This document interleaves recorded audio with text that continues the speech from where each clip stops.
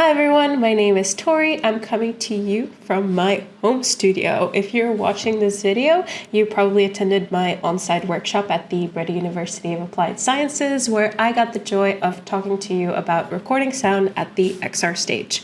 The last thing I asked you guys to do was to split into groups and take turns recording a small script using the tips and tricks that I taught you during the presentation. And in this video tutorial, we're going to walk through the steps of taking that audio recording and making it ready for your final sound edit.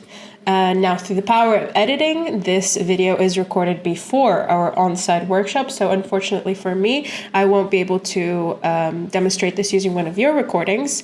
I'm going to use a random one from a project that I've worked on. But the principles are the same, so follow along if you can. So the first thing we're going to do is open up the Adobe Audition app and create a new session. You're going to do this by going up to File, New, and then New Multitrack Session. You can name this whatever you want and find a folder for it, but here is where you really need to start paying attention. We're going to set the sample rate and the bit depth for our session. If you followed along during our workshop, these parameters should match the ones of your recordings. So for us, the industry standard, it would be 48 kilohertz and a 24-bit bit depth. I'm going to click OK. It's going to bring me here. This space is where you're going to do the audio editing and mixing for your short film or video project. Today we're going to be focusing on editing your dialogue exclusively. So once you've imported your audio file and named the channel correctly, we're ready to get started. File management is really important here, so make sure that you separate your audio tracks for dialogue, sound effects, ambience, and music like I've done here. This will make your final mix and master a lot easier. I'm going to skip over importing video and syncing audio because we're just going to be practicing cleaning up our audio, but this is the step where you would do that. So if you're working on your previs or updated picture log, make sure to import that now. As we've learned, the XR stage is a very noisy place. You have the electrical hum from the PCs running in the back.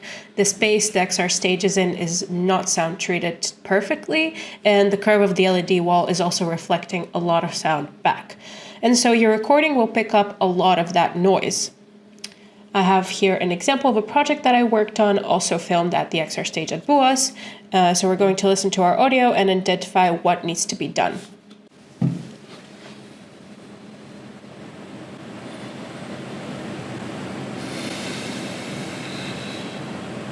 It's me now.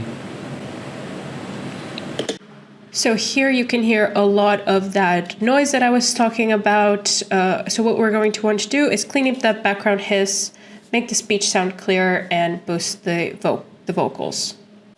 Of course, you have your one-button solutions, which does most of the work for you. I'm going to show you two of those. For the first one, we're going to go into Effects, Noise Reduction and Restoration, and then Noise Reduction. The first thing we're going to want to do is capture a noise print.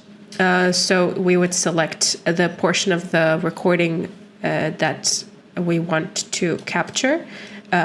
Don't include any of that dialogue. And then we're going to capture noise print. What this does is it takes the information that you gave it from the noise print and it reduces the noise throughout the whole recording.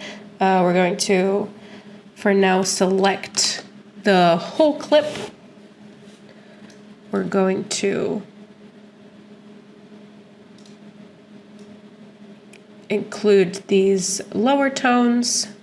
We're going to come down here and crank up the noise reduction to, let's say, 70%. Let's see how that goes. And we're going to reduce it by 50. So if we play it back now,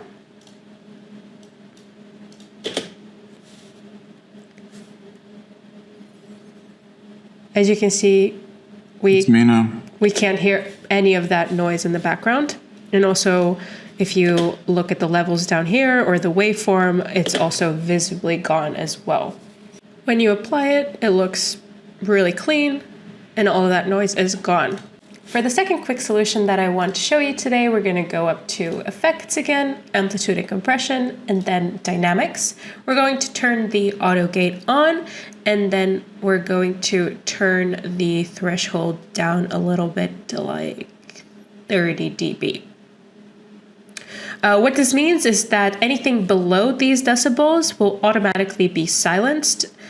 And once we apply it, you can see that all of that noise is already gone. So if we listen back, we don't hear or see anything on the waveform. It's me now. And our audio is clear. These can take you quite far, and over the last few years that I worked with the software, these one-button solutions have gotten better, especially with more AI features being integrated. However, they are not a one-size-fits-all solution.